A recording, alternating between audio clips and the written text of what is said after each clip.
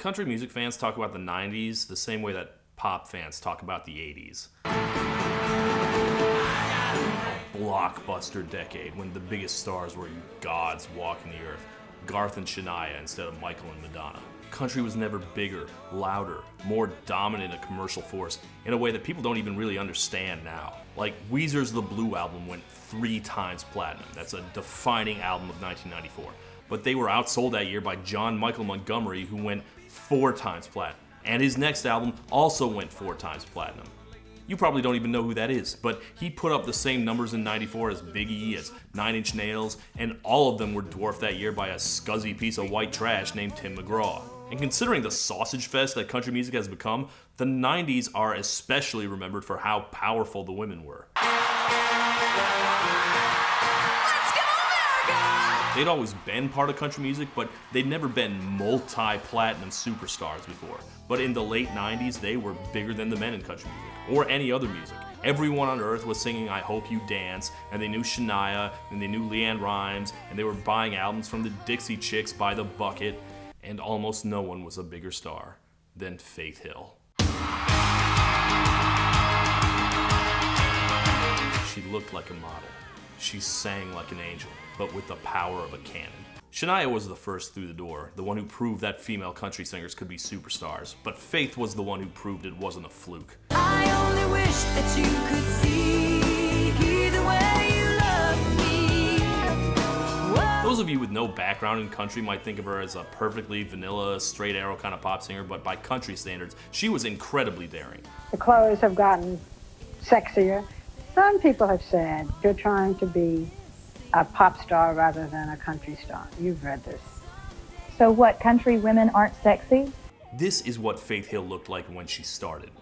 That's how all the country women looked like at the time, like they were headed for a PTA meeting. Faith pivoted to glamour, and she made country music sophisticated and sensual, rolling around in satin sheets and a clingy negligee, while still being wholesome enough to be relatable to a female audience. And as she began a romance with one Tim McGraw, she quickly became half of Music Row's hottest power couple. It's the way you love me. Country music was not just for rednecks anymore. Faith Hill was connecting with huge audiences, mainstream audiences, larger than almost any other female country singer had ever had. It's subliminal. This kiss. I could waste 5 minutes here showing you all the awards she won between 1999 and 2001. All across the vast expanse that is normie America, Faith Hill was maybe the most popular woman alive. Now, as you have probably heard, the good times for women in country did not last, and in fact has become so male that it's been roiling Music Row in controversy for years. It's always been very fascinating to me. What exactly happened there? As it turns out, this is already a known thing, and we can pinpoint it down to one year, 2002, when the bottom fell out for all of country's crossover stars, and none of them fell harder than Faith Hill, who hit record stores that year with Cry. Could you cry a little? Lie just a little. Faith Hill was coming off an 8 times platinum album, and she had no reason to expect anything but continued success. And just off of Faith's previous momentum, that album came quick out of the gate. It hit #1, it went multi-platinum, but that's not how it's remembered. Country music is such a weird, siloed off little ecosystem that a lot of you probably don't know this, but trust me that Cry by Faith Hill was a Witness-level bomb. A no-hit flop era that basically marks the end of the country pop boom. It's criticism that we've been hearing, saying basically, you know, we don't want Faith, especially with this new album. Recently it's been a little difficult because it's been so personal, and listen to my music and don't be so judgmental about everything that you think is there or not there. How could this have happened? How could both her audience and the entire country industry have dropped her so quickly? Isn't Faith Hill still the ideal woman? The wholesomely beautiful country pop balladeer we knew and loved? Ladies and gentlemen, here we go. Places, please.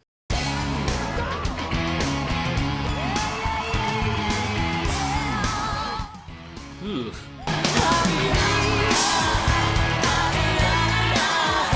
Uh-oh, Mom's had a little too much Chardonnay. Yes, that's right. Faith Hill completely abandoned the country sound to switch over to... Christ, what do you even call this?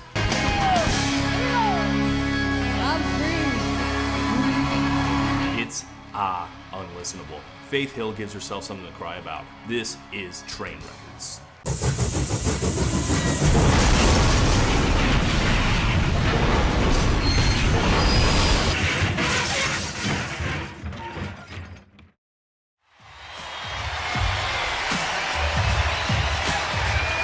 The date is October 4th, 2000, at the Grand Ole Opry in Nashville, the site of the 2000 Country Music Association Awards.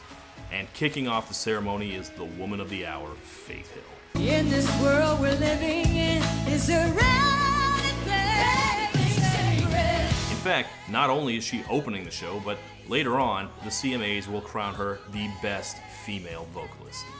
She's gotten many awards from the various other associations in country music and other parts of the music industry, but the CMAs are the organization of Nashville, and they've always given this award to more traditional artists. But tonight, they will finally recognize her, and the show as a whole will show a changing tide in country.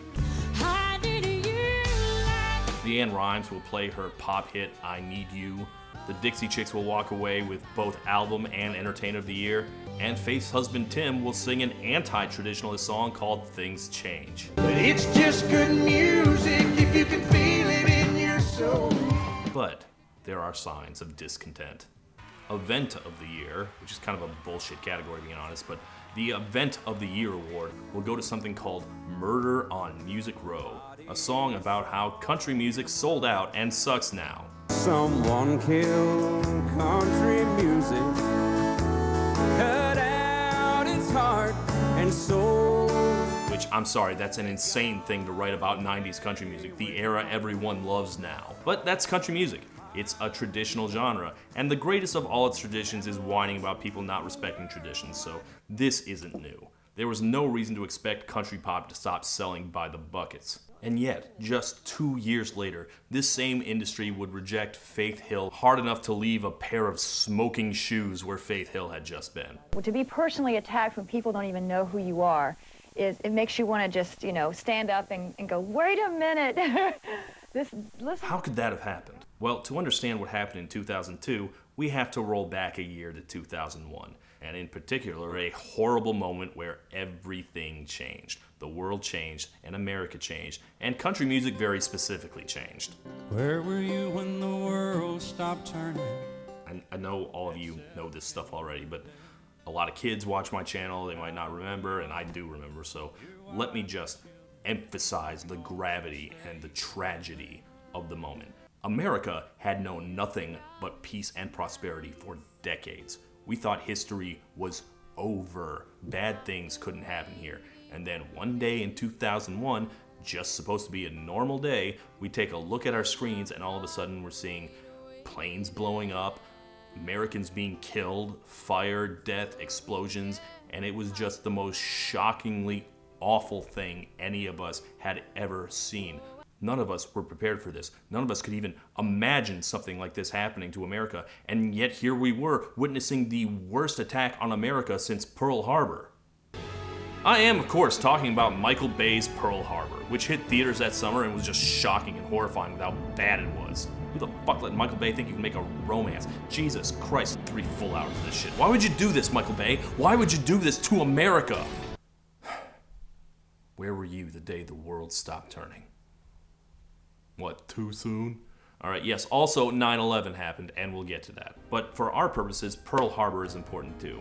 Mostly because of the big single from it, There You Will Be by Faith Hill. I'll keep a part of you with me. It wasn't a very good song, and it didn't do very well, but for me it clarified who Faith Hill really was.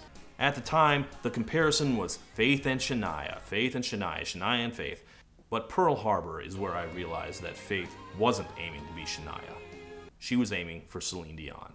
Pearl Harbor was a shitty Titanic, and this was its shitty My Heart Will Go On. And everywhere I am, there you'll be. That song didn't really do anything, but you can blame that on the shitty movie it was attached to, of course, and certainly no one thought Faith was in trouble.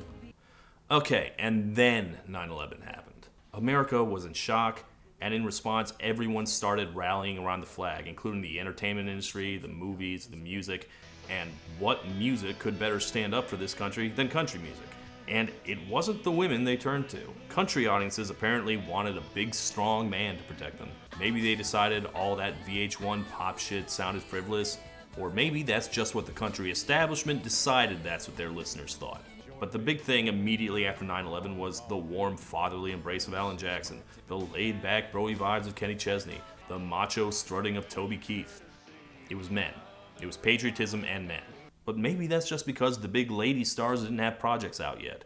Faith Hill, a small-town girl from a tiny town in Mississippi, surely she still has a home in the new reality of country, especially with her legions of fans. In October of 2002, she dropped her new album, Cry, and basically as soon as it dropped, it had already gone platinum. It's the first album you've released in 3 years, and to have it do so well. Faith Hill's fans were ready for more polished, sophisticated country from Nashville's leading lady. Yep.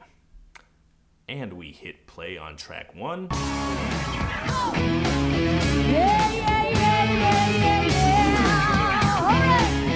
Still painful. Had it tough when I was just a little kid. It didn't matter what I thought, it didn't matter what I did. This song is called Free, and the fact that it opens the album and that she sang it on television multiple times, Pretty intense. I think that indicates that she is particularly proud of this one. Like, if it were buried in the album, maybe you could write it off, but like, no, she definitely wants people to hear this song specifically. And to me, that's just an obvious sign that this whole album is going to be a disaster. Cut these chains, I'm free. Like, full disclosure, I'm not particularly a huge fan of Faith Hill, but doing this episode has taught me to appreciate what she brings. Her homey warmth, her soft-focused sexuality, those are her strengths. Her strengths do not include yeah, yeah, yeah, yeah, yeah. That's the first thing you learn in like school choir. How to go yeah, yeah, yeah.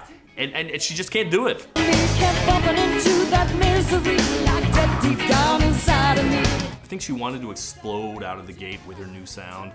And the song is all about empowerment and liberation. Like, I think she's trying to prove that this is the real her.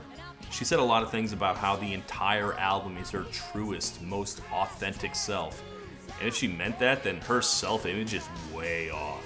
Nobody gonna put the blues inside of me. The song's not as bad as those first few seconds, but the white woman funk, it's rough. Someone with as much trad wife energy as Faith Hill should not be doing this. No. I'm free. Okay, surely that's not the single, though. We're not gonna start with that. We're gonna ease into this. Cry is a song with a message that hits you in your soul. Here is something a little more traditional. The title track, the first single, Cry. Let it rip. If I had just one tear running down your cheek. Cry was the biggest hit off this record, and I think Faith's fans still like and support it. Could you cry a little? Lie just a little. I don't remember it at all, but due to various things going on in my life, I was basically listening to no new music in 2002. Like, that whole year is just a dead zone to me. I only dimly became aware of someone named Ashanti in the last couple years. So I had to go through the Billboard charts week by week to see how it did. And I see a song that just never really quite got into gear. It was enough of a hit to chart, but only kind of barely scraped into the top 40. But that's not necessarily alarming. Lots of country crossover stars have wild success that isn't necessarily reflected in top 10 hits. Truly, this drippy ballad would be better served on the country charts, where... Christ. Like, I don't know if that number is alarming to you, but please understand that Faith Hill was like Nashville's biggest star. Her missing the country top 10 is like Bill Maher coming in 4th place in a smug asshole competition. Someone's gotten them really off their game. I can only guess why country audiences didn't like it, but I'm listening to it with my own ears, and I can tell you, I think this song's pretty bleh. Like, it's a song about wanting the other person in the breakup to at least pretend to be in as much pain as you are. Again, now I want it. Something in return. So cry just a little.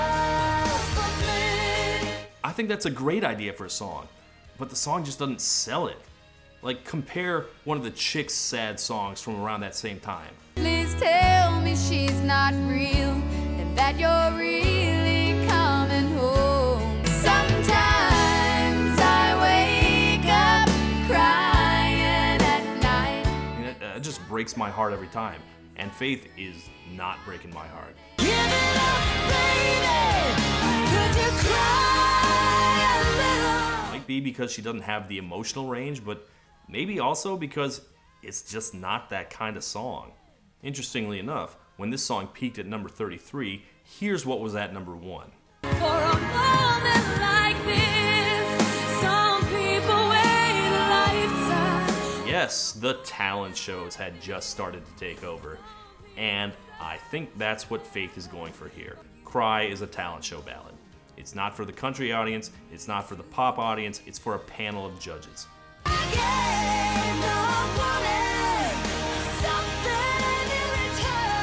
Like, give Faith this, she's singing her guts out, but this is just not a shattering song of heartbreak, it's a song that gets you to the next round. Yeah, well, it doesn't work unless you have the narrative of me rooting for you for a full season of television. Sorry. And let me say, the video is crap also. It's muddy and ugly, and I don't think putting the ghost of a little black girl in what looks like a southern plantation hits right. The lost innocence of childhood is not the vibe I'm getting from that. Sorry. Country radio hated this song, and I am loath to side with them, but I think they kind of had a point here. And you have to understand, country music is as rigged as pro wrestling, even compared to the rest of the music industry. The big behind-the-scenes powers control everything, especially in radio. It doesn't matter how many copies this album sold if radio doesn't play the songs. And across the country, the radio programmers hated this album. I want to be clear that I'm not exaggerating. It's not that it didn't test well or they didn't think their audiences would go for it. They personally hated it. They were offended. Like, how dare you do this to us? Like, we have to play your one song because it's you, but, quote, Cry will be the last single getting country airplay for Faith Hill. She kept trying, though. The second single is called When the Lights Go Down. Here she is performing it at the 2002 CMAs, and it's another drippy ballad. Wrestling the devil that tells him to pull another round when the lights go down. That move didn't work the first time. I don't know why she thought a second stab at it would work. I guess it's better than Cry, but not by a lot. The first verse is about a guy struggling with alcohol, and also a party girl celebrity with no one to help her. They were there for the fame, the flash, and the thrill. As another star falls from the Hollywood hills. Sounds like a veiled shot at Britney Spears. You know, she's so lucky, she's a star, but she cries, you get it. But then the second verse is all about, I'm lonely and I miss you. When the lights go down, yeah, there's nothing left to be. At least Cry had a strong idea behind it. When the Lights Go Down feels like a very scattershot song, loosely connected to this vague chorus. Nashville rejected this just like they rejected the first single, and for the same reason. It's not country enough. Where's the pedal steel? Where's the fiddles? The violins in the orchestra don't count, unless one of them wants to get up and start stomping and throwing it down.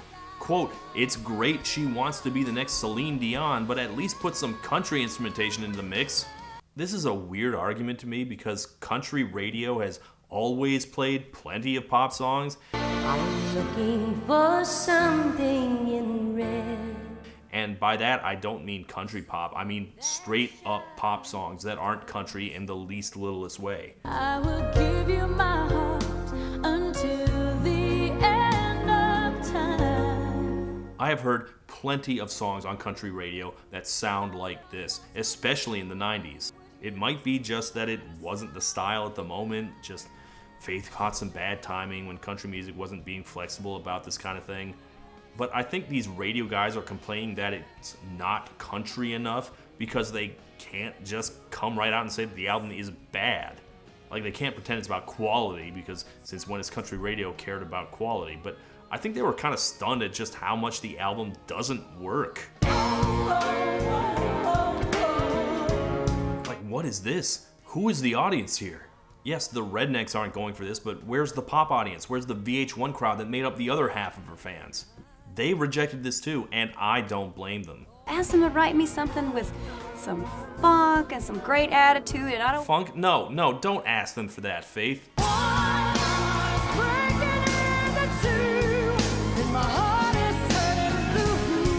Like, there's a reason she came up as a country singer. Now I'm game for anything. Just don't ask me to dance. One thing I've discovered trying to analyze this is how stiff she is as a performer. She's got no groove in her whatsoever. Like, I never compared her with Shania because Shania was loose and funny. Even Celine, the whitest and most awkward woman who ever lived, seemed to be having more fun up there.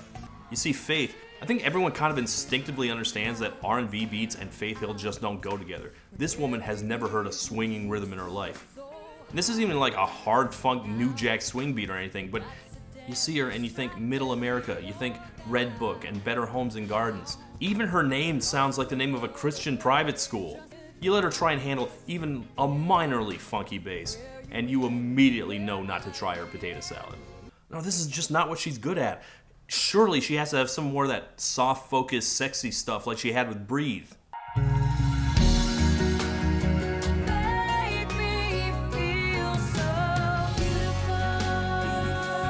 Right, thank you.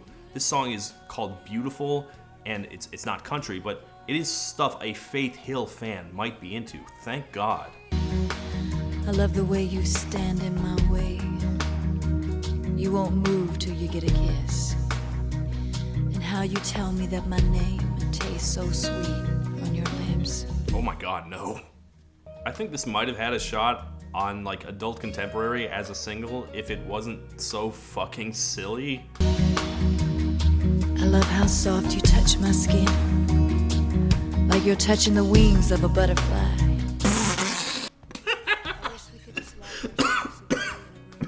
Okay, I think I've made my case that Faith Hill was like genuinely a rebel and daring and provocative and not just a sellout ruining country music, but coming at it from a pop perspective, this sucks. This is lame.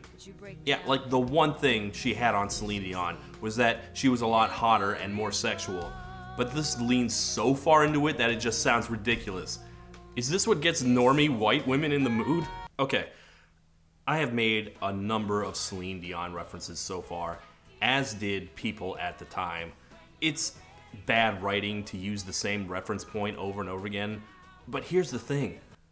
What else could she be going for? Celine came up in this whole scene of adult contemporary pop, but by 2002, that scene was gone. Cry did well on the adult contemporary charts, which wasn't even a relevant thing in 2002, but even there, Faith doesn't fit in. Making my way downtown, walking fast. You look what else is on there, and it's like Dido, Nelly Furtado, Norah Jones. These are not gritty or authentic artists by any means, but still, they're real singer-songwriters who didn't make this kind of late 80s, early 90s glossy gloop. That whole Diane Warren movie ballad scene that did so well in the 90s had just completely dried up. Celine was the last one standing. Trying to get some of Celine Dion's swag in 2002 is like trying to get some of Adele's swag now. You can't copy Adele. No one wants more Adele unless it's from Adele. Same with Celine. There's room for one person on this raft, and it's not gonna be you. At the very least, you can't say she's trend chasing. It clearly didn't happen by accident. You look at the songwriters, a lot of them are from outside the Nashville system. Becca Bramlett wrote a song for me for the new album. Becca Bramlett, she's from the rock world. She had the thankless job of trying to replace Stevie Nicks and Fleetwood Mac. If you're gonna fly away. Or here we got Alicia Moore and Linda Perry. Linda Perry, that's the front woman from Four Non Blondes, and then a big pop songwriter at that point for Christina Aguilera and Pink. And Alicia Moore is Pink. That's literally Pink. I guess Pink thought she couldn't record something this mom pop for herself. Not yet, at least. Check back in 10 years. In any case, even Pink at her most mom-ish is too edgy for Faith Hill. Like, why would Faith Hill be recording something with like R&B beats and DJ scratches? Never live without you. No. Promotionally, Cry was also a disaster. After the first single flopped, the album never seemed to get a foothold back in. She did a TV special in 2002, but quite frankly, it's no good at all. Also thought it might be fun to do a classic production number like I used to love when I was a kid. So we came up with the idea of dancers performing behind me in silhouette. It's not right, it's not fair. Yeah, it looks like shit. They seem to have slapped it together at the last second, and there aren't many videos for this album. Like, here's one of the few videos that got made, only because the song got attached to the soundtrack of Lilo and Stitch. Baby, you belong. Baby, you belong. Yeah, you remember, from Lilo and Stitch. You don't remember this song being in Lilo and Stitch? Yeah, that's because it was only on the Japanese soundtrack. Couldn't even get on an American Disney CD at this point. I've heard that maybe the whole idea behind the album was Faith chasing an international audience, like Celine's, but this didn't do any better overseas than it did here. Thought I saw you today. You were standing in the sun and The last stab at getting on the radio was the album closer, You're Still Here. I guess it's the closest thing she has to a country song on the album, but it doesn't help that for some reason she's copying the phrasing of Barbra Streisand. I heard you in a stranger's laugh, and I hung around to hear him laugh again. This isn't even 90s easy listening crap anymore, it's 70s easy listening crap. Somehow trying to modernize her sound made her wildly out of date. You came to me on silver wings and Anyway, this is a song about how she has misty watercolor memories of the way we were. There's just nothing on the album that hits the adult pop sweet spot like she had before this. She's either gone too adult or too pop. Nothing in the Goldilocks zone where she'd done so well. She's not only drastically miscalculated country radio's appetite for this, but also her fans' appetites. Taylor Swift's fans followed her to pop music because they were Swifties first. Faith's core fan base were country fans first. The rest were casuals. They were not gonna follow her wherever. Kind of tragic to end with a song called You're Still Here, because pretty much no one was still here after this. That your manager is a little upset about that. Faith's manager was interviewed during all this, and his tone is basically, Jesus Christ, country radio, what did we do to you? Did we fart during your mom's eulogy? What the fuck? Why are we being treated like this? But Faith wasn't the only one getting dropped. 2002 turned out to be the last gasp for all those female crossover stars. Early predictions were that Faith and Shania would be duking it out all winter for chart dominance, and that's not what happened. Shania didn't necessarily switch gears like Faith did, but the songs just weren't there, and then she kind of disappeared for a long time. Leanne Womack also made something of a crossover play, and that got a negative reception also. Leanne Rimes tried to go full ex-Tina, and woof, stay tuned for that one, Jesus Christ. The only women still putting up numbers were the Dixie Chicks, and we all know how that one ended. And that was it for the glory days of women in country. some people seem to think that I've changed. When Faith released her next album, she was determined to correct those mistakes and get back her country audience. She took the blonde out of her hair and kind of desperately insisted that she was still Jenny from the block. Mississippi girl, don't change her ways just cause everybody knows her name. And you know, she got some big country hits out of it, so you could say that even though Cry ended her pop career, she still had her fans, so Cry didn't really end her as a whole. But there's a big problem with that argument, which is that since her supposed comeback in 2005, Faith Hill has released basically nothing.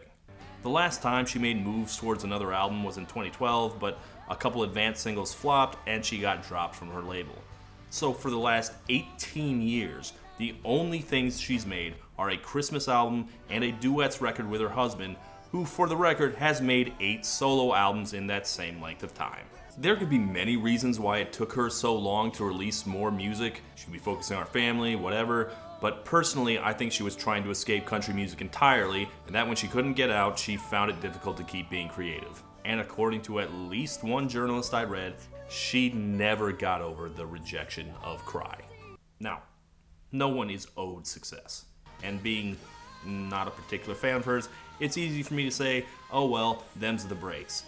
But it's hard for me to look at this album outside of the context of how historically awful country music has been for women since. Because it's not like we got this grand wave of grit and authenticity afterwards. We were just a few years away from honky tonk badonk donk. I think it's worth noting how Carrie Underwood, the woman who replaced Faith Hill symbolically, and in one case literally. Carrie is an extremely rare case of a woman staying successful in Nashville. And even though she had 2 or 3 big crossover hits right off the bat, she has stayed resolutely in her lane and not tried to push any boundaries. Meanwhile, any other woman who's had crossover success ended up abandoning Nashville entirely. It seems like Faith Hill was used as a cautionary tale just as much as the Dixie Chicks were.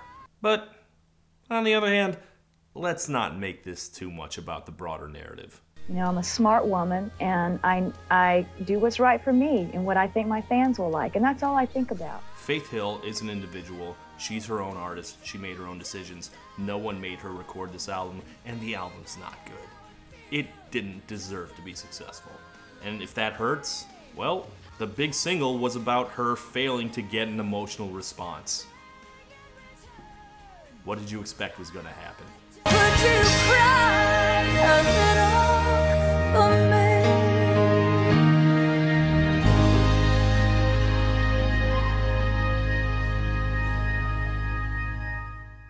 And one last thing, the Beatles. You know, the Beatles.